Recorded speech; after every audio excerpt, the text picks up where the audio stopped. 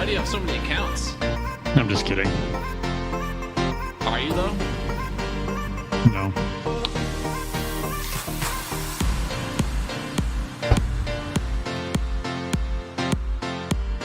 Well, we are up to one whole concurrent viewer. Josh, should I assume that's you? Not me. Mine says 2 watching. Ooh. Josh, is there any chance? Can you just humor me real quick? Look at your Zoom and make sure it's your mic. For some, I'm almost positive it's your mic, but it sounds different. It's bugging me. I don't know why I'd have to look at my Zoom. Well, because that's where your mic is set to. What do you mean? Like that's how you decide what your audio devices are? Yeah, what do you want me to set it at? It's at the ATR USB. Oh, okay, well, I just asked you to make sure, because again, I don't. Maybe just my ears, dude. It's been a week. Yeah. Oh, 1 watching now. Ooh, we lost one. Well, Josh, we tried. Should we just pack it up? Whatever happened to Blake? Did Blake die? Was that his name? It was Blake, right? Yeah. We had 12 views for our week 1 fancy predictions. It's not the worst.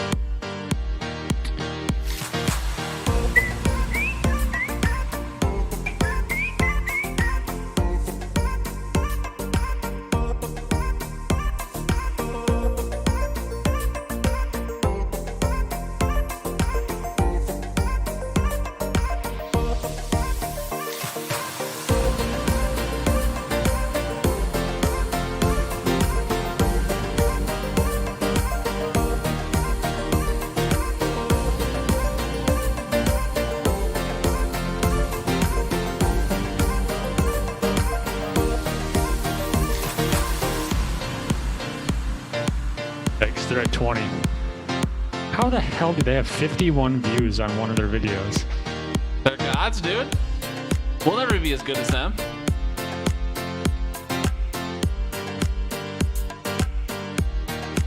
Alright, Josh, we've got the most important thing in the podcast wars, and that's staying power. That is true. This is what, their 3rd iteration of the same podcast? Tough, dude. And they had to go to our art creator. They had to what? They had to go to our artist in order to. We have been advertising him for 3 years now, and he finally got business off us. What a return on his investment. I'm gonna flag them as inappropriate. Don't do that. Please, no. God, no.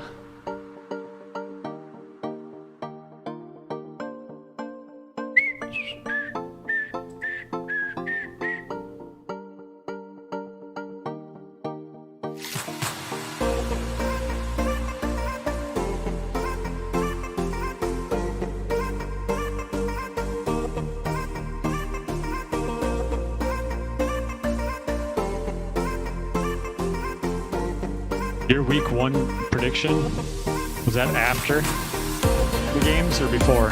Which one? I can't believe you guys are sleeping on BC Johnson. Brady will have more fantasy points than Breeze. Lamar under 55. Obviously before. I don't think any of those is correct. You don't know that. You have no idea. Because DeAndre had like 8 catches. Troops had 2 turnovers. J.K. Dobbins outscored Mark Ingram. The only one that I'm not sure on is Brady with more fantasy points than Breeze. See, so you don't know.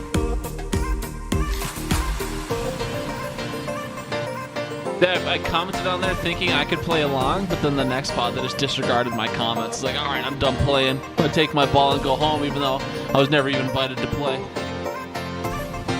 So you took their ball and went home? Well, if I took their ball... I wasn't invited, but I want it. All right, now I got to do stuff. Shit. Is it too late to go to the bathroom? Yes. Hello Hello, everybody. It is Friday, September 25th, 2020. This is podcast number 56. I'm pretty sure we should just cancel the NFL season at this point. There's really no point into going on. Everything's dumb and pointless. But you know what? Maybe Walters will cheer me up with a little bit of Walters happiness. Welcome to the Hidden Oaks Overdose Football Fix with your lovely hostesses, Garlic Johnson. We're going to need to take a break here while I change my pants. And Josh Mitchell. Sitting here undefeated in everything I do, except fantasy football. No, I'm not allowed to handle crayons. Not after last time. Not after last time. And now, ladies and gentlemen, Garlic and Josh. Yes. Do you feel happier now? No. Well, how about now? Hello, everybody, and welcome to the Hidden Oaks Overdose Football Fix podcast. I am one of your lovely hostesses, the Garlic Johnson. We are joined by your other lovely hostess, the Joshua Mitchell. Say hi to the folks, Josh. Hi, folks. Nailed it. Hidden Oaks Overdose at gmail.com, facebook.com/hoodpod, anchor.fm/hoodpod are the places you can find us easily. You can also search us up on the YouTubes. We're still on our journey to 100 subs. We're currently at 23, up one from last week, so not bad. It's a baby crawl. At that current pace, we won't get there by the end of this season, but you know what? We'll still be here next year, so that's all you can do. Segment start times are down in the description below. If you're an audio listener, if you're a video listener, you kind of get cucked, but you're here, so you're probably not skipping around anyways. Thank you, Levi Oki, for the beautiful art. Levi Oki illustration on Instagram. Josh, how are we doing today, pal? Who cares? How are you doing, Gar? Who cares? What does that even mean? Are you depressed? Josh, are you depressed? Do people not care about how you are and how you feel? And No, people care. I don't know about you, but I'm kind of a big deal. People care. And it's been a week and a half. I'm ready for some football. Ooh, well, you got some last night, but you got another about 36 hours from now to go? I can't do math easily. Just but it's long over enough 24. for a nap. What, one 36-hour nap? That seems like a girthy nap, Josh. Well, it's what I do. You take girthy nap. What's your longest ever nap, do you think, in life? Like nap, like in full health or being sick? Because I've definitely we'll say full health, yeah. Okay, because I've definitely had some of them like 36-hour sick naps. Sure. In full health, oh boy. Within the last probably just an hour. I don't know. I don't nap very often. Oh. I guess I did take a nap on Sunday and I fell asleep at noon in the afternoon games. Woke up Monday at 6. No, I'm just kidding. Yeah, hour, 2 hours. I don't know. It depends. How about you, Gar? Talk about being late for work. Woke up at 6. Oof. I assume you meant 6 p.m. Maybe you meant 6 a.m. Maybe. Yeah, I mean, I'm not much of a napper, but as I've become an adult, I'm adult in quotes because I'm not really an adult, but I have started to take a bunch of intentional naps. You get home from work, you do I'm sure everyone's got a little routine once they get home from work, put your shit away, do this or that, change clothes, whatever. Then maybe if you're like me and you're lazy, instead of, doing chores or being responsible, you just go plop down in the old recliner. And then next thing you know, it's fucking 9 p.m. because you blinked and it's a tough day, dude. So I've had some of those unintentional, unfortunate naps that don't let me sleep much through the night. So, but that would be, as far as time goes, probably 4 or 5 hours. Just slips away from you there. Yeah, I would not say good for me. It is tough. Before we move into the Fantasy Zone, I will just say that I should have said this last week, but we are now officially on Amazon Music. So in our war of attrition to be on every podcast service available, there's a bunch of them, and Amazon just launched theirs, and we were there right at launch, Josh. We're kind of a big deal. Amazon wanted us, and definitely didn't just take any, what would you call it? Any, yeah, any bot. No, I was trying to, submission, there we go. That's like, it is Friday. I couldn't think of the word submission. They would take any submission they could get. Anyways, Josh, I feel like that's enough chit chat. Yeah, absolutely. All right, Josh, let's go ahead and move right into the Fantasy Zone then. What are your sponsors for the Fantasy Zone? I definitely don't need to go get mine, so definitely don't take like 30 seconds. Well, ladies and gentlemen, today's sponsors for the show are, I kind of ate my saltwater taffy before the show, so I did have that. I have some empty gum wrappers at my desk. I do have some Captain Morgan and Coke. But hey, who cares about my sponsors? Gar, let's hear about yours. Well, I guess we can do two. We got the old Arnie Palm. I went original this week. I wanted to bring her back. Still Arizona tea, obviously, but we went original Arnie Palm today. And then we're going to go with Sally Wee Melt for the other one. We've got some Cocoa Pebbles, marshmallow bars, which is like a Rice Krispie treat, but with Cocoa Pebbles. So gonna munch on one or two of those throughout the thing as well. Nice. Yeah. All right. So this is a pretty... Go ahead. I was just going to say, we have an email, it looks like. Well, Josh, if we didn't have an email, I would do a welfare check on this man's life if we didn't get an email. I was going to say, if we did not get an email, then we must have had to attend a funeral earlier in the week. Yeah, for sure. Anyway, so speaking of which, Fan Tasting Zone, Fan Interactions, we did get an email from the Brian Knupp. Subject line reads, top 5 players and other topics. Wow. Brian, that's inspired. Guys, couple points from this week's show, referring to last week. May have been the best Hoodcast of all time. Nice job. 3 exclamation points. Just saying. By the way, I last chatted at 5:58, so I did stay awake and entertained the whole time. Brian, Josh, how warm is your heart right now hearing that from Bri Guy? Well, I'm going to have to go get some Tums. Got some heartburn going. Ooh. Brian then goes on to list his Fave Five, but we'll wait and save that for the last segment. And then he says, probably will not watch a down of football until Thanksgiving. Haven't seen a down yet, and with the exception of my Hood team, wouldn't be able to name 5 guys and who they play for. Love the Grum. Awesome show this week. Hope to be able to keep listening live. Brian, if you're in the chat, we love you. He signs it Brian, his phone number, his email, and then, Josh, I don't get this one. You might be able to help me. So he's been sending us his social security number, credit card number, the expiration, all that. But this week at the end of his signature, he just put Boland, Boland. I have no clue what that is or what that means. Do you have any idea what Brian would be trying to say with Boland? Isn't that the country that the Germans invaded, like in the 40s? Well, close. That was Poland with a P as in Perry. This is Boland with a B as in Brian. Well, so unless Brian got invaded by the Germans, is Ella German? Do you think Brian got invaded by Germans? Or Julie? No. I'm going to go ahead and say, do you know anything about the Zodiac Killer? I've seen a movie about it with Robert Downey Jr. about the Zodiac Killer, yeah. So I know that much. Leaving ciphers and different puzzles. Sure. Yep. I believe he's sending us puzzles. So if we collect all of the emails from the beginning until now, by about week 17, we might actually have a secret of his. Maybe that's where the buried treasure will be. Josh, you just blew my mind. What do you think? What kind of treasure would Brian hide or have?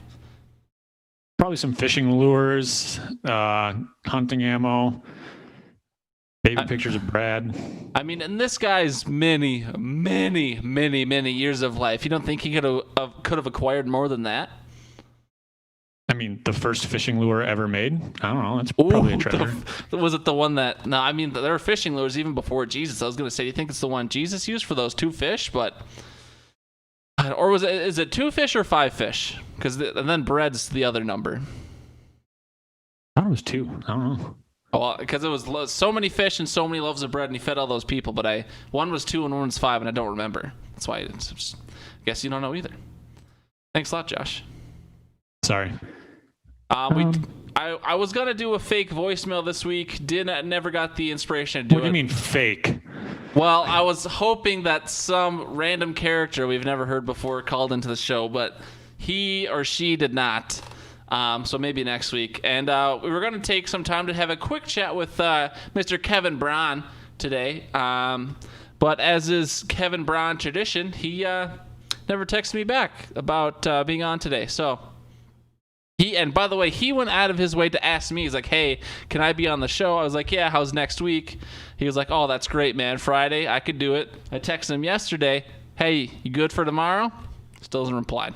So he's probably face down in a ditch somewhere in Alabama. Buzzards checking on him, making sure he's still alive. I'm not sure that's what buzzards are for. I'm not sure that's their main objective is seeing if someone's alive.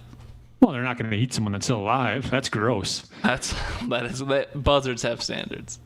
For what it's worth, though, in his first text message, he was very complimentary. He was like, hey, I've been listening to the pod. You guys are doing great, blah, blah, blah. Can I be on? So that's how the conversation started. So thank you, Kevin, for being so complimentary. But at the same time, Kevin, what the fuck? But he just likes not responding, I guess. So, Kevin, you had your chance, and now we're going to have to give it to someone like Jesse or Bradley, who will never ask us to be on because they don't listen to this. But, Josh, Brian's talked about this before. I know we're digressing hard here in the Fantasy Zone, but Brian... Brian, once upon a time, bitched that we were bringing Walters in. He was like, what? You didn't even ask me? I have experience in radio, yada, yada, yada. How long do you think we could go with Brian being one of our number one listeners and never having his voice be on the pod? 7 more days. So saying Brian's going to be on next week? I don't know, maybe. I think that what we need to do, because we do have kind of a timeline and everything, we need to pre-record our interviews. So if just do your interview and then we can play it over the top. I mean, we could certainly do that. But, I mean, football is so here and now. How would we make sure it's topical? What if a big news broke that would have changed the interview? It doesn't matter. We'll edit in our own voiceover theirs to change their answer. Perfect. All right. Well, that's Fantasy Zone was pretty light this week, but Brian, you're the reason that segment's still going. So, Josh, let's go right into the 2-minute drill. So this week you've got new music. Are you excited about this? Are you excited for the people to hear? Is it better or worse than the Cat Circus? I forgot which one I texted you yesterday. I just picked a name that was in my list of ones that I downloaded without listening to it. So we'll see. Perfect. And so to be clear, just one more time, because Josh didn't seem to get it last time, you're going to hear Whistle. You talk. I'm going to have you go first. So Whistle, Josh talks Whistle. Whistle, I talk Whistle. Okay? So the first 2-minute drill is recapping week 2. So Josh, you'll talk about whatever, and then I'll talk about what happened in week 2, which was, so much good things for the Vikings. Anyways, here comes the 2-minute drill. Josh, you are confirmed ready, yes? Yes. And... Okay, so week 2 of the NFL season. I don't know about you guys, but I got hurt watching the games, along with nearly half of the NFL. I mean, we saw CMC, Saquon, Devontae Adams. Trying to think who else went down. A lot of big names. The entire 49ers offense and defense seemingly got hurt at the same time. Vikings dropped another one to the Indianapolis Colts. Possible outcomes for Minnesota. I've seen people petition to trade for Jameis. Yikes. Tank for Trevor? Maybe. Rise to mediocrity and stay? That's going to be my final guess. Rise to mediocrity and stay. 7-9.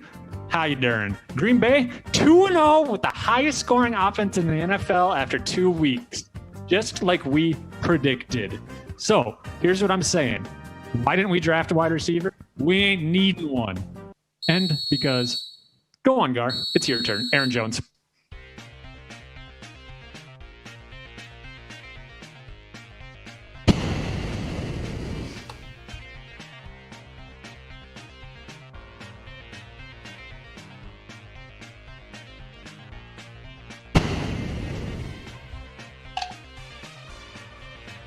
Is that you, Kirk?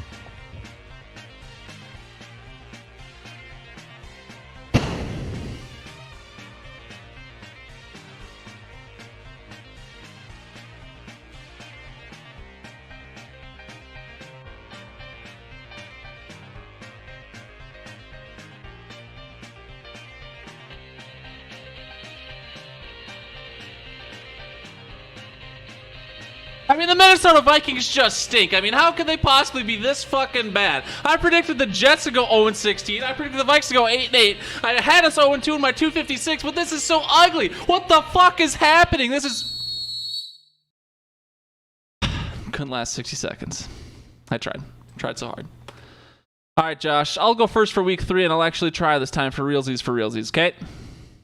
All right, I just wanted to say that the start of your 2-minute drill there was about equivalent to the Minnesota Vikings start to the season. All right, ladies and gentlemen, week 3, here we go. All that bullshit is behind us. I am back hard on the Los Angeles Chargers and the Las Vegas Raiders bandwagon. Herbie did in fact look fully loaded on Sunday. He will be back after the team doctors literally stabbing Tyrod Taylor in the lung. Tough today to be tough, Tyrod. A bunch of great games coming at you week 3. The Bears beat Atlanta. We got the Rams and the Bills. Jesus. Gruden's Raiders in New England. I mean, come on. Texans about to be 0-3 versus the Steel City, probably. Dallas at Seattle, Green Bay at New Orleans for Sunday night. KC at Baltimore Monday night. Holy shit. Vikings guaranteed to lose. I mean, we should just tank at this point. I don't know if Trevor's our player, if we just trade the first overall when we get it, but Vikings fucking stink. I mean, I'll probably watch the Raiders and any other team than the Vikings. Ladies and gentlemen, I did it. I actually took notes for previewing week 3. You know what that means? We're going to take a moment of silence, approximately 1 minute and 50 seconds long, just so we can absorb the fact that I took some notes. Nah, I'm just playing. Packers at Saints, looking forward to that. Before the season started, I was thinking this was a daunting matchup. I mean, we got the Saints. They're always in the playoffs. They're always making it far, and they always get robbed. Now, I have expectations for Green Bay to do well, and I am ready to be hurt. We've got No. Devontae?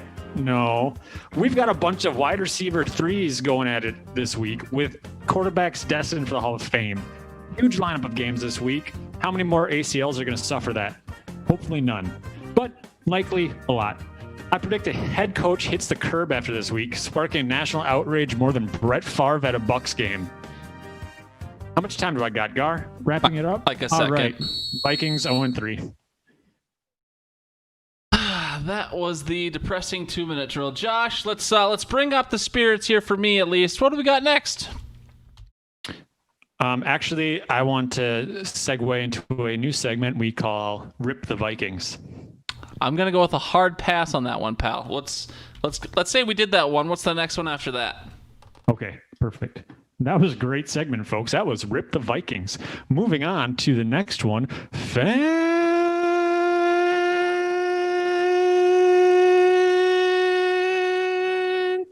fun time. That was the first Wednesday of the month, dude. That was tough. Yeah. Well, I mean, there's got to be a tornado somewhere after that. I was just going to say, we're going right into it with our grain of salt, ladies and gentlemen. And the reason we are excited for the grain of salt this week is because Josh is a tornado when it comes to fantasy in the Hidden Oaks leagues. Ladies and gentlemen, my second week of 5-1 in a row, bringing me to 10-2 total. Not only is it my second 5-1 week, but it's the second week in a row that I had the high score in 3 of my leagues. Last week it was 4, this week it was 3. So I am getting worse. We're going to ignore the fact that I had the low score in one of my other leagues. But we also had Saquon. So yeah, overall in the season, I'm at an 83% win. And in my overall record, it's 82%. Not bad for a white guy. I went 3-2 last week. I am 6-4 on the year, so 2 3-2 weeks in a row. I am 60% on the year in my every game against everybody every week. I am 67-47, so that's just lower than my 60%. Indicates my teams are slightly worse than I'm currently performing. Just like last year, I'm doing the best in my cheapest league. So hopefully that'll prop up my winnings this year, because right now it is looking ugly. After the grain of salt, Josh, we like to go through and we like to look at the FanDuel leaderboard, because that's a new thing we're doing this year. The podcast Play Along Challenge. Josh, so I know you don't know the chef. The chef won week 2. He had the highest single score in week 2, and Jack was sitting there pissing and whining and complaining. Always a bridesmaid, never a bride. But Jack is currently atop the leaderboard. Are you excited for Jack? Is it a fluke? What happens? Well, I mean, I don't know why I'd be excited for someone I'm competing against, but good job, Jack. Um, you know what they say, first place is the best. But it's about consistency. This isn't a sprint. This is a marathon. So can you keep it up for 15 more weeks? We shall see. Well, anyway, so Jack is in the lead, but only by 0.3. In second place, Josh, is still your dominating wife. Is she taking PEDs? Are we going to need to piss test this Nikita Mitchell of yours? Probably not. But I am going to have to start hacking into her phone and changing her lineup Sunday morning so I could catch up. Well, I mean, would you want to hack it and change her lineup, or just copy it so you can be as good as her? Or do you want to do both? You want to take hers, copy it, then change it? I plead the fifth. All right, we're not going to do the top performers of the week like we did last week through our ESPN league. We will look at some of the top performers in this FanDuel thing though, because that's what we're trying to push in the Fantasy Fun Time this year. So obviously, Aaron Jones had an absolutely dominating week last week, 43.6 points in the FanDuel contest. Dak was second with 39.8, Josh Allen 35.5, Kyler 33.14, and Matt Ryan 28.52. Those are the just raw top performers. But if you look at value, Aaron Jones was still the top value. He was 5.7 times what you would pay for him. I'm not exactly sure how that's calculated, but FanDuel says he was 5.7 times his value. So I'm going to have to take them at their word. Dak Prescott was next at 4.8 times his value. Jonnu Smith, 4.6. Tyler Higbee, 4.5. Mike Gesicki, 4.4. Dalton Schultz, 4.3.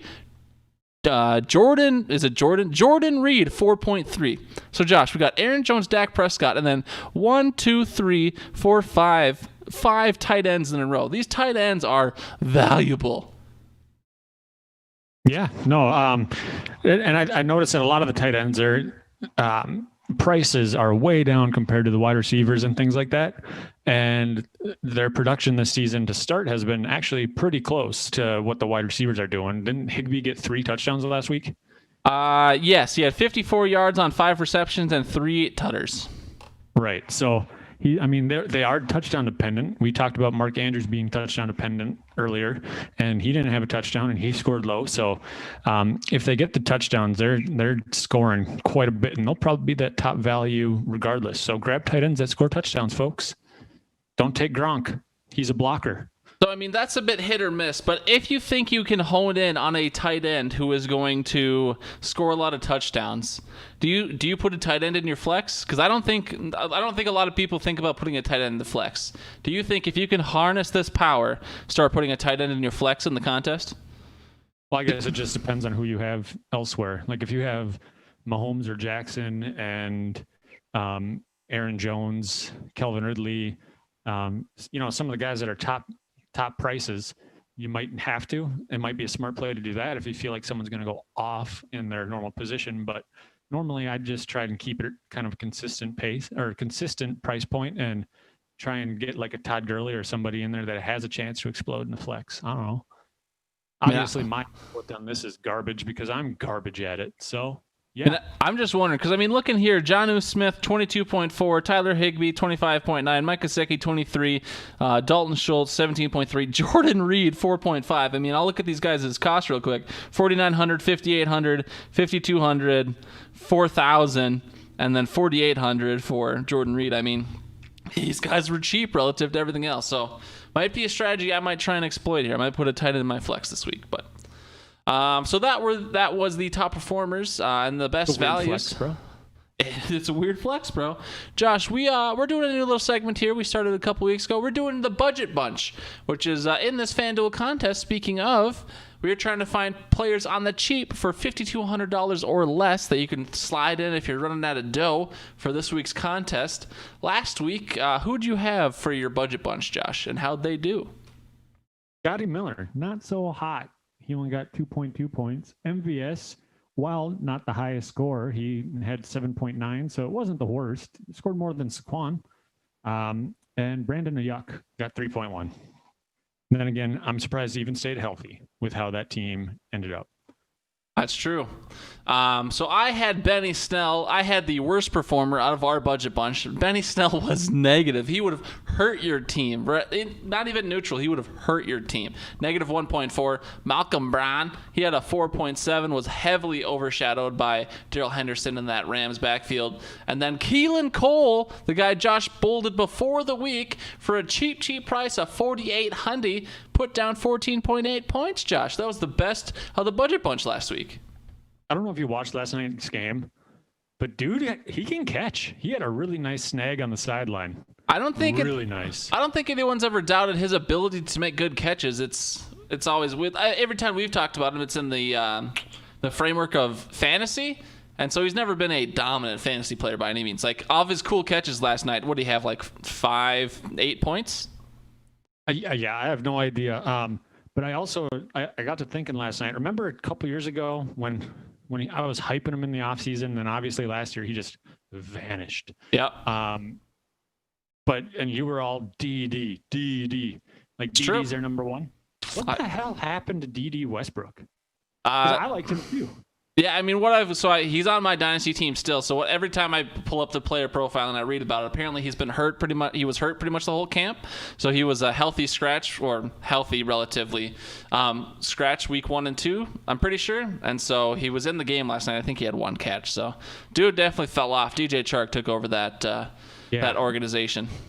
Yeah, but I mean, if you look at other than Chark, so their offense right now is a 6th round quarterback. Yep. With a gorgeous mustache, by the way. Beautiful mullet. Flow. Yeah.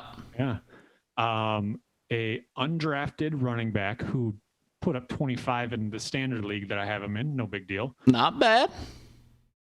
And Keelan Cole, who I believe was a very late draft pick or undrafted as well.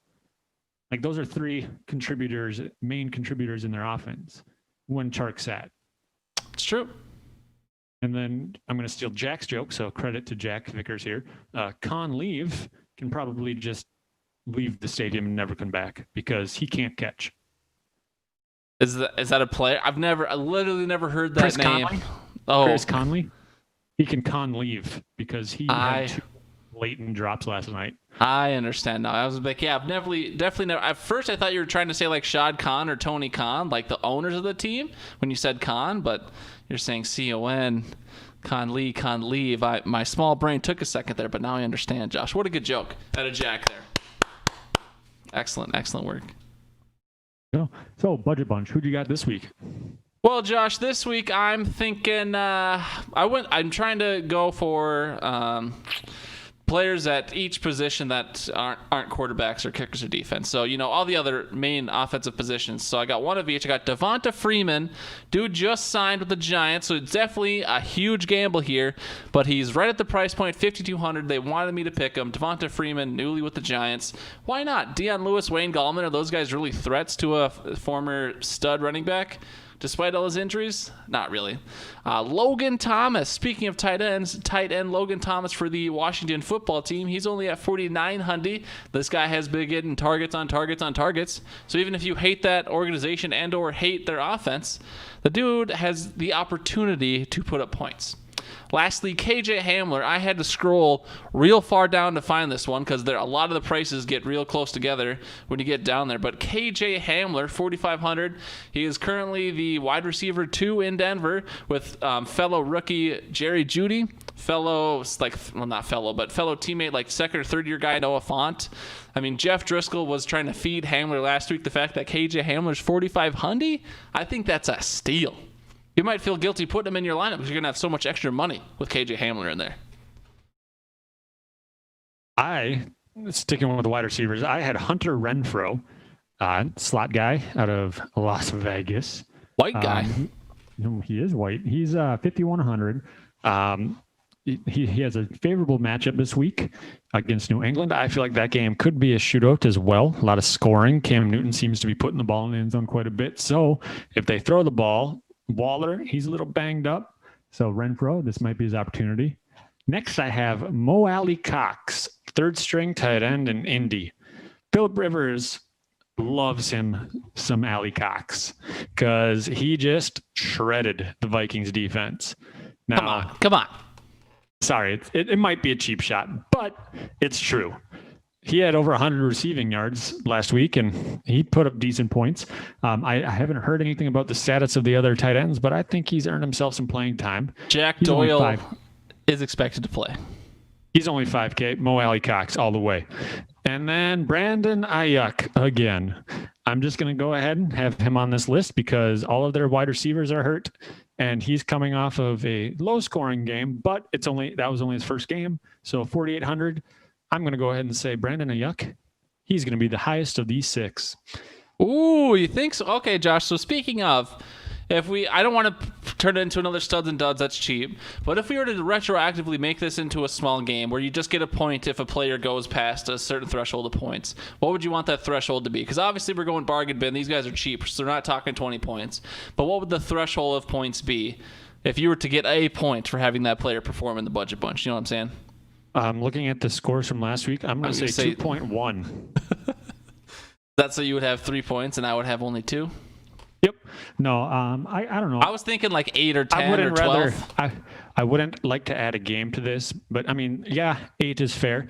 But I would also say even just picking of the 6 that we pick or the number between the two of us, and then just having it be more of a called it type moment. Sure. I mean, yeah, it's not a formal game, but yeah. So, I mean, if the threshold was anything, main reason I made the game is just so I could prove how superior I am to you. I mean, I'd be the only one with a point right now, Josh. I mean, you fucking stink. Look at you. You didn't get anyone over 8 points. Yeah, well, you picked my guy, Keelan Cole, so I feel like I won too. I mean, you could have picked him too. There's no rules here. There's not like no dubs or nothing. I didn't want to double up on you because then people aren't getting any content. They're just getting a bunch of copycats. But I mean, if we were both... We are trying to give them 6 people that they can pick from. Not 4, not 5. There was never any rules on how many we just happened to do 3 each in the first time we did the budget bunch. I don't think we ever set ground rules. Well, whatever.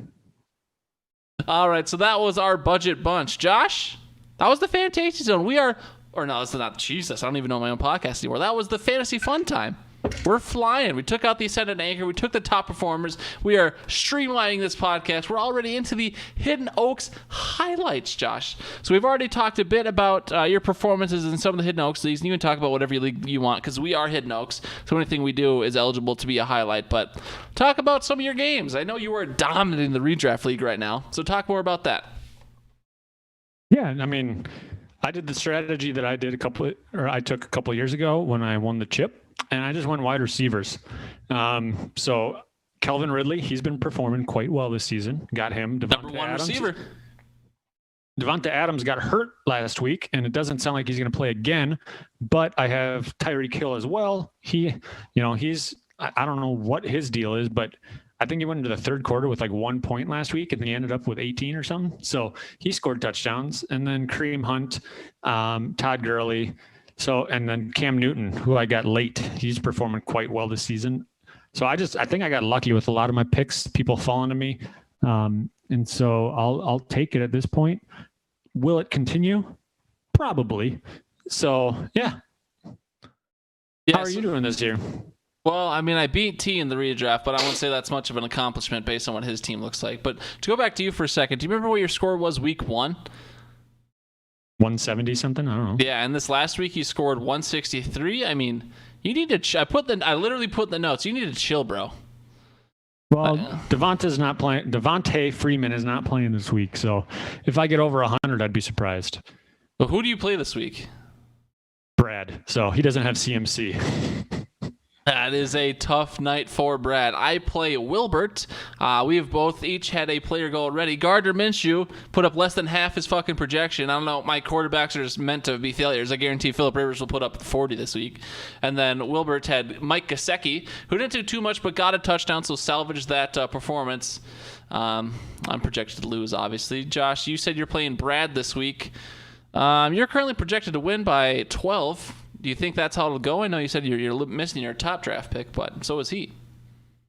Yeah, no, I don't know. I do like David Johnson on this roster, so I think that ours is going to be a pretty close matchup.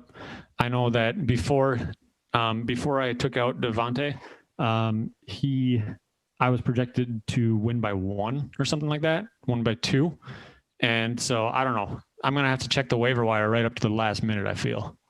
All right. Yeah, I mean, that's not a terrible strategy. One other thing I put in the notes, because I'm not doing this very linearly this week. It came down to, I think, was it the end of the Sunday night game or the end of the afternoon games? Hammer and your wife, Nikita, were in a barn burner of a game. I think it was just the 3 o'clock games because it came down to Dak and other people. Yeah, no, it was Dak and Mahomes, and she was really hoping Mahomes would get one more score out of there. It was a close one. She is the equivalent of the NFL season so far when it comes to injuries. She has had everyone get hurt. So can't say that it's her year right now just because of those, but plenty of time to turn it around. That's true. Nothing else really crazy happened in the week except for, I don't really want to shit all over the new guy, but Eric, he was the lowest score by a mile. Well, I shouldn't say by a mile this week, but he had only 70 points. And in this league, like 120 is a pretty average score. And he put up 70. Derek only put up 80. I mean, some teams out there are struggling. It's the injuries. Everyone's hurt. You don't got to tell me about everyone getting hurt, Josh. Just look at my fucking dynasty team in the BSB league. Christ. Oh, yeah, I saw it yesterday.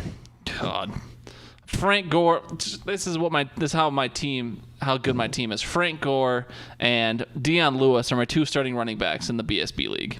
Fucking tough, dude. Yeah, Marlon Mack, Damian Williams, Saquon Barkley. Have you heard of him? No. Nope. Any interesting matchups? Nothing too crazy. I mean, looks like Brian will get his second win because Derek is stinking it up this year.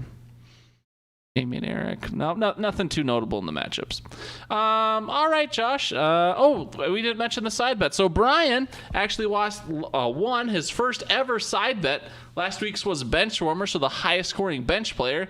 That would be the one that Brian would have to win. But he had Leonard Fournette on his bench, who anyone who knows fantasy, Leonard Fournette went off last week, 27.6 points on Brian's bench. He won his first ever side bet, $5 sliding Brian's way.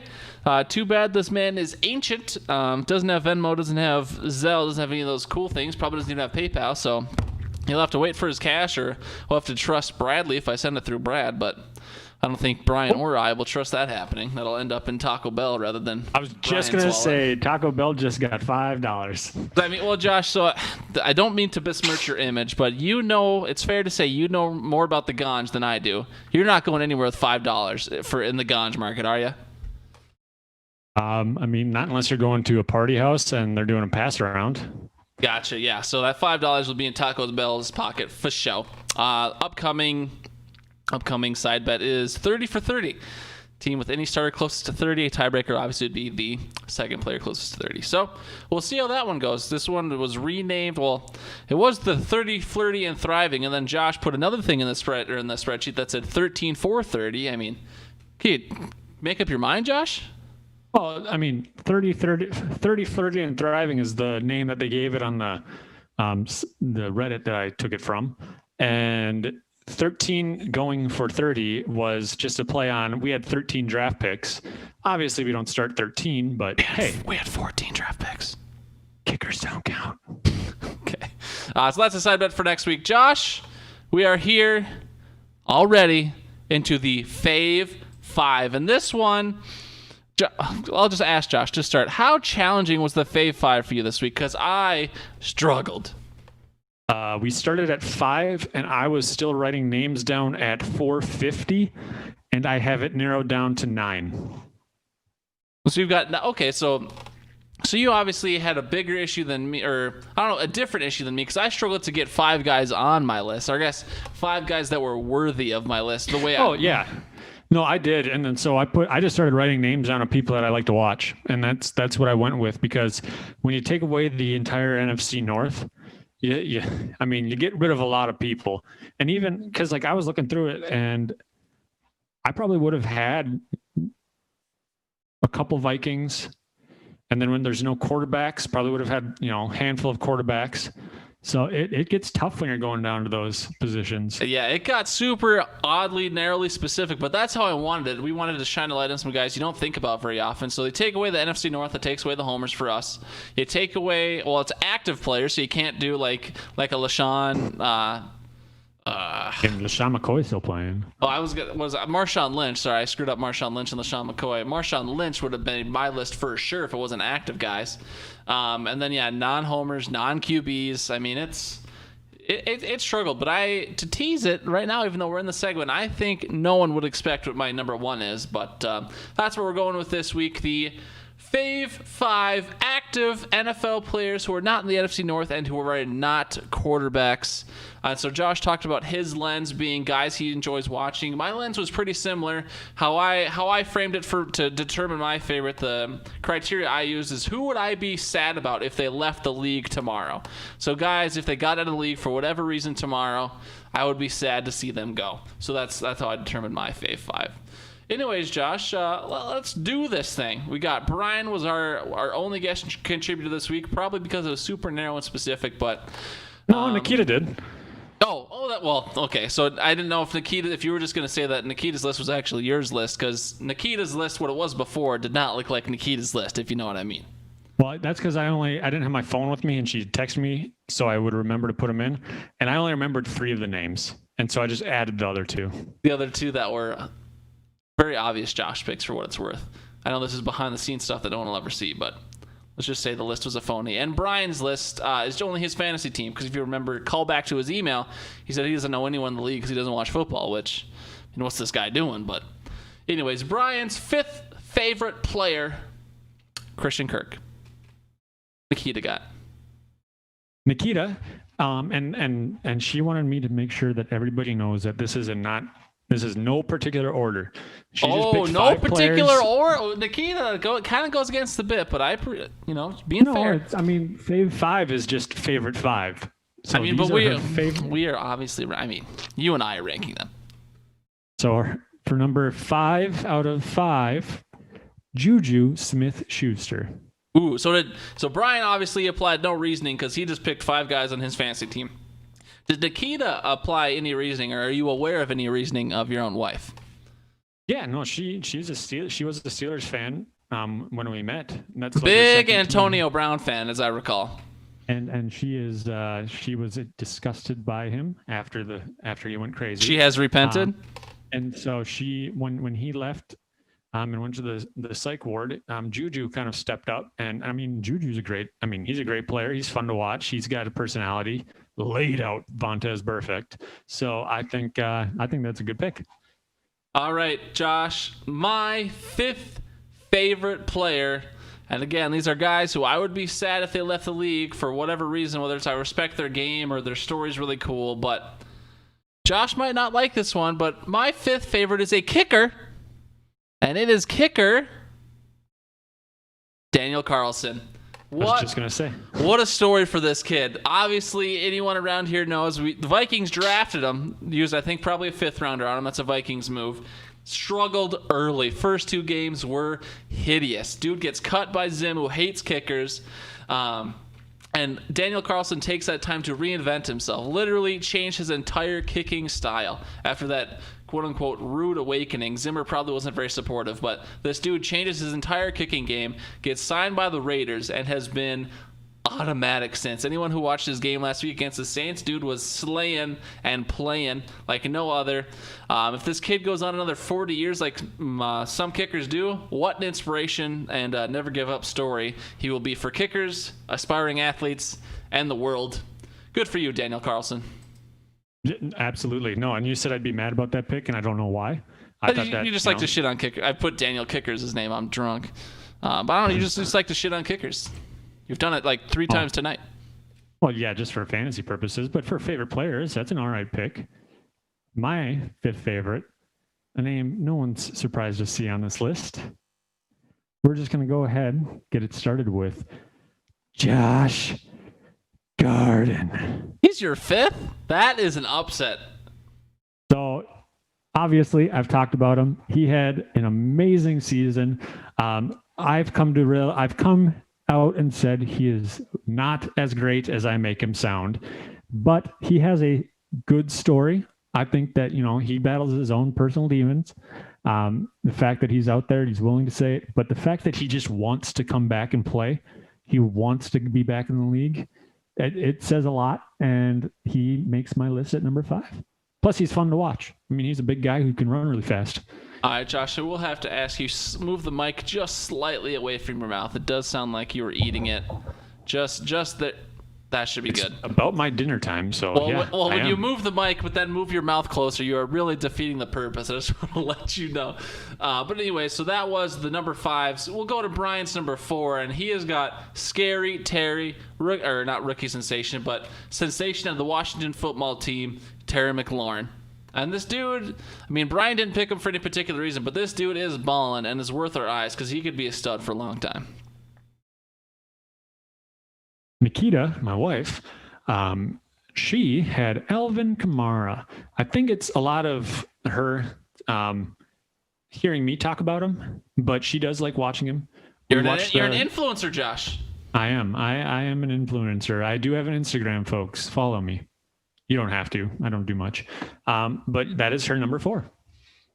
All right, Josh, what do you got number 4? I'll let you go first this time between the two of us. I don't have a number 4, but I will go ahead and I'm just going to pick from my gut here a name you probably won't suspect. Okay. Bobby Wagner. Really? Wow. Middle linebacker for the Seattle Seahawks. I talk crap about Pete Carroll, Fail Mary. I mean, the Fail Mary is BS. Everyone knows that. But move on. And the 2015 NFC Championship game, but Bobby Wagner is he's all over the place. I think week 1 a couple years ago, he had 400 tackles against Green Bay. I love him. He's fun to watch, and I appreciate middle linebackers that get it done.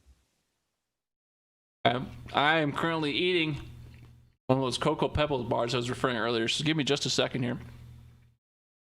All right, number 4. Josh, I put this in my notes. I didn't put it about the last one kicker, but I did put it in my notes last time. Josh tends to not like people who like to talk, who are maybe arrogant, who are maybe very emotional on the field and after the game. Well, this is a player I absolutely love.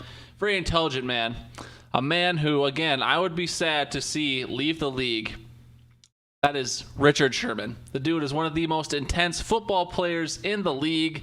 Super smart, like I said, can ball at the highest level and tries to make the league better from the inside. I appreciate this man. I appreciate hearing him just talk shit on people.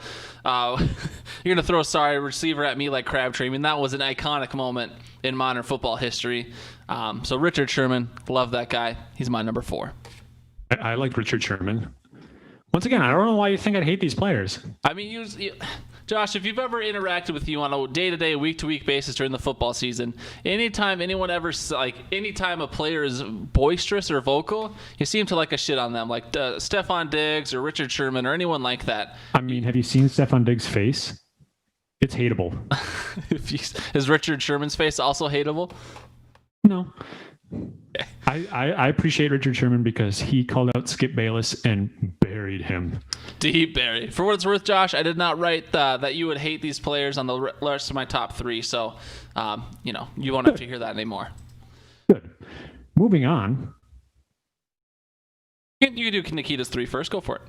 Okay, Nikita, number 3. DeAndre Hopkins. Not Dustin Hopkins, but DeAndre Hopkins. You were this close to greatness. She drafted him once in fantasy. He ended up getting hurt, struggling, not doing so hot.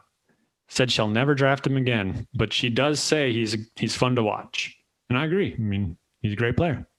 I mean, the Hop is legit, and he's been legit for a long time. Deserves respect. Brian's number 3 non-QB, non-NFC North active football players is Devontae Parker, wide receiver, Miami. Again, no reasoning. That's just a guy who is currently on Brian's fantasy team. For my number 3, Josh, this guy is a guy I know you'll appreciate. He has helped my fantasy teams in the past. He is a WWE fan, and he is electric on and off the field. My fave, number 3 player is tight end George Kittle. What an electric factory. Dude has more personality in his left pinky toenail than most people in the league will ever have. The game is better with him in it. What a legend. He should give Kirk Cousins some interview tips. Oh, just watch the game film and sorry, that's another cheap shot. Sorry, folks. You're just shitting on people. This is why I assume you hate people all the time, because that's how you are all the time. My number 3, none other than the great wide receiver for the Buffalo Bills, Stephon Diggs. Actually, that's a joke, ladies and gentlemen. Do not take that seriously. I was about to be floored, honestly. My number 3, Alvin Kamara. Ooh. Garlic, you had to see it coming. He was on your list for sure. I wouldn't know where, but he'd be up there. He's on my list.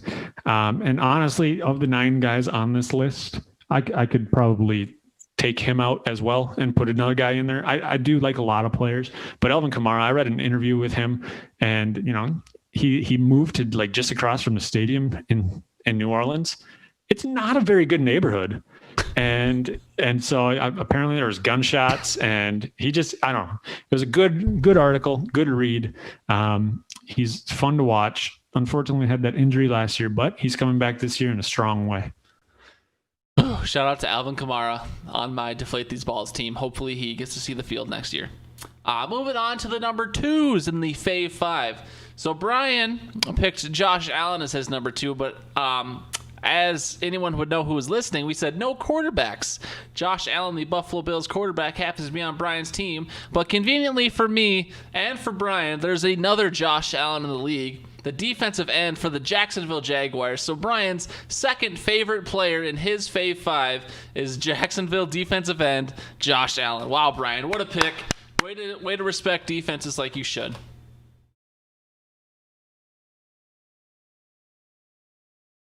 Nikita's second favorite player is Keenan Allen.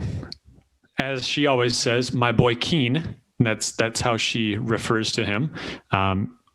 Once again, a player that she's had in fantasy a couple times, and we've watched games, and she knows, that's my boy Keen whenever he makes a catch, and we're watching the Chargers. So another good pick, obviously top player. No doubt. Josh, who do you got? Number 2 Iowa. In the Fave Five. Is it Iowa? No, it's not. Number 2, Todd Gurley. Oh, that was another one guaranteed on your list. Yep. I mean, I have his jersey. I hyped him coming out of college. He came off that knee injury. He has arthritis in his knee, so he isn't necessarily what he used to be. But those few years where he came out the gates swinging, find me a better running back. Yeah, I mean, that's hard to do. I mean, Todd Gurley obviously led me to a dynasty championship along with my partner in crime, Garrett. Todd Gurley was putting up like 40 points every week, especially through the playoff stretch. The dude was undoubtedly electric, and he has so far not been terrible in Atlanta, but what has happened to his degenerative knee is very unfortunate, and you hate to see it, but he was the top of the game when he was in his prime, or when he was at 100% for sure. Show. My number 2, so I tried to not do people on the same teams, and I tried to not do people at the same positions just to give me a variety, but I couldn't do it because this player deserved to be my number 2, and my other players deserved to be where they were. So number 2, tight end for the Oakland Raiders, Darren Waller. I mean, this if you've ever watched a football game with him in it, you're familiar with the story. If you're not, go Google it. Long story short, this dude beat all his demons, speaking about beating demons earlier, and he is now a baller. He is undoubtedly the focal point of that offense. Fuck Josh Jacobs. I love Josh Jacobs a lot, but the Raiders would have zero success if Darren Waller was not on the field. So the Waller baller, your story is very inspiring to so many people, and you are a stud on the gridiron.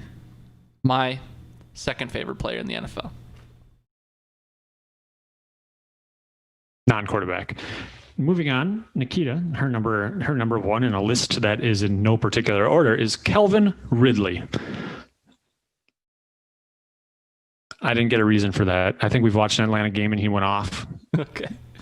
All right. And then Brian's also no particular reason. Number one favorite player is Chris Carson, running back for the Seattle Seahawks. Chris Carson's a very respectable player. I mean, he's on a couple of my fantasy teams. Dude's held it down week 1 for sure. So not a bad pick out of Brian. Just, again, no real reasoning. I'll go with my fave one first. Wait, hang on. I want to try and guess. I'll let you try and guess mine. Okay. I want to try and guess yours. Well, again, I teased at the very beginning of the segment. I didn't think anyone would guess my number one. So do you want to give like a hint, like position? I'll say he plays defense, and it's not a former homer, because that's something I considered a lot, like thinking about like guys like Griff and people like that. It's not a former homer. I will say it's defensive and non-former homer. Is it the Honey Badger? Ooh, that is not a terrible guess, but it is not. Josh, I was shocked to hear you say this person's name earlier, because my number one favorite player is Bobby Wagner. That was my next guess. Linebacker for the Seattle Seahawks. I mean, if you look back to the 2012 draft for the Seattle Seahawks, that was a pivotal year for them. I don't remember their first round pick, but second round pick, Bobby Wagner, third round pick, Russell Wilson. Those two have been quarterbacking their respective sides of the field since 2012, and it has been incredible to watch. Bobby Wagner, in case anyone's not familiar, because not a lot of people talk about him in these circles, led the league in tackles twice. He's a 6-time Pro Bowler, a 1-time second-team All-Pro, and a 5-time Booker T first-team All-Pro. He is already guaranteed Hall of Famer. Or he is already guaranteed Hall of Famer.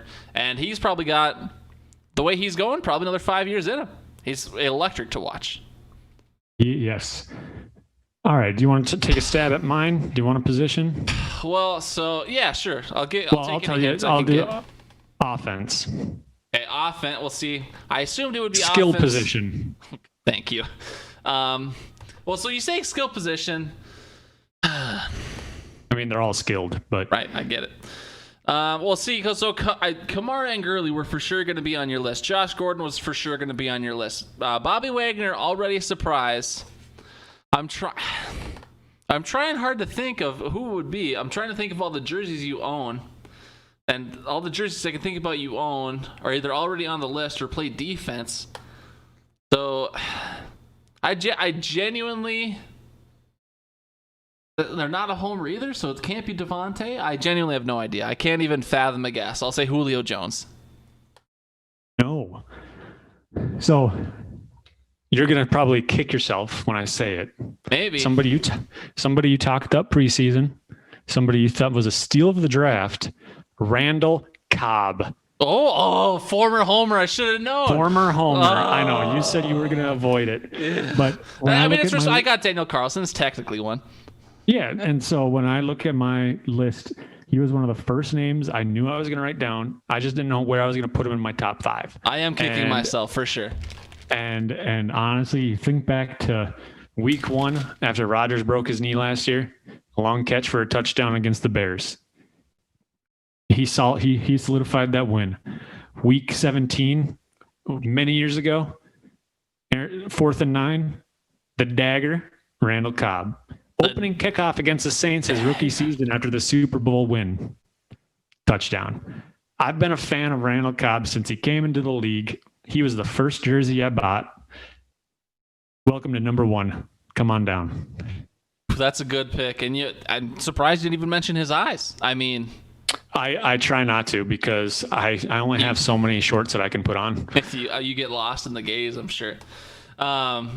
I thought, I know we couldn't do homer picks, but I was surprised. I mean, I guess maybe Iowa's not really your favorite, but I mean, for sure, if you would have put a Packers offensive lineman on this list, or the whole O-line as a unit, I think. Or maybe you're not as high on them as you used to be. Not as high as I used to be. I mean, back when they had Sutton, TJ Lang, those guys, they were just fun because of that. David Bakhtiari might have made the list just because he's hilarious. But if I was thinking like of the Green Bay Packers, there's, Jair Alexander and Devontae Adams and Aaron Jones are probably the 3. That's off the top of my head there. Sure. And when I said I was thinking Vikings, I probably would have put Harrison Smith on there. Dude deserves the respect for sure. He is the hitman, is electric. All right, Josh, I've said electric one too many times. We're almost out of here, but the topic teaser for the Fave Five next week, and don't forget, fans out there, you can submit Fave Five topics if you want. I mean, we have a list of about 60 things, and we have a rough schedule just so we kind of know where we're going. But if you have any ideas for us, it might be on the list, it might not, but we will definitely throw it in there. So next week, Josh, we are doing multiplayer video games. And right now, when you hear that, most people would think about online multiplayer video games, but this could be multiplayer in any facet. So, Brian, for you, Pong counts. I'm sure you were there as they invented it, but Pong is technically a multiplayer video game. So You don't think he was too old for video games at that time? I mean, you're never too old for video games, Josh. Look at us. You think you're going to outgrow video games at some point? No. That's what I'm saying. So yeah, multiplayer video games will be next week. Again, can be anything, doesn't have to be online. I guess if I were to put one stipulation on there for anyone who's a video game player snob, I guess I would steer away from co-op campaigns, if that makes sense. So like that's meant to be single player. Obviously you can play it together, but we're thinking like games you're playing against someone.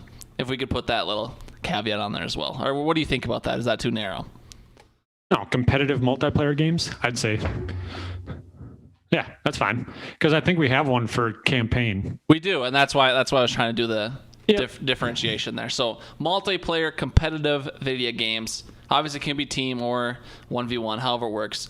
But yeah, so that's what we're doing next week. Make sure to hit us up, Facebook, Gmail, whatever you got. Josh, do you have any final words? We're in our outro. We don't utilize the final words often because obviously we have just talked for approximately an hour. But you got any final words in your mind for the folks? Any thoughts on the world around you? Go Packers. That was deep. I don't have any final words either. I mean, I'm excited. Don't forget, we're on Amazon along with all the other things we're on. Stay safe out there. There's a pandemic, and it's an election year, and we're all drowning in it, I know, but it's going to be going on for a while longer, so keep your head up. Hit Noakes over us at gmail.com, facebook.com/hoodpod, anchor.fm/hoodpod, Amazon Music, Google Podcasts. Easy, Josh, easy. Spotify. Push the button. I love radio, all those things. Be a friend, tell a friend. Journey to 100. We're almost a quarter of the way there. I would love to be at a quarter of the way there next week. Josh, it is time. Ooh, sound like you're going to say something. I was going to say that our 100th subscriber will get a free autographed script for our show. Ooh, we could provide that for sure. But I mean, how are they going to? I guess they'd have to prove they're 100. So. Yeah, no, so go ahead, Walters, create 77 Smurf accounts and get that signed autograph. That's true. Oh, this is okay. So I guess I do have a final word. Sorry. I will say, obviously, quote unquote podcast wars, we've already won them time and time again. But if I were to give one person credit right now, and Walters is doing good things too, but the audio drops in Alex's Land of 10,000 Plus Gooms with Dave, they have easily the best audio drops in all the podcast wars. The Sounders, whatever you want to call them.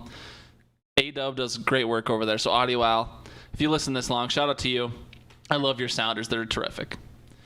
Anyways, Josh, yeah, we'll just say goodbye now. Bye, folks. Good.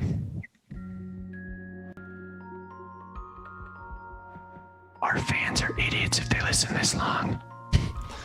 We're just over an hour, so we were cruising there, but we took a long time on the Fave Five, which I think is fine. Yeah. I have no problems being over an hour this week. When it's football related, yeah. Yeah. All right, deuces. I'm gonna go make pizza. Miss Homemade you, pizza. Miss you already. Have you watched the new episode of The Boys yet? The one that came out today? Yeah.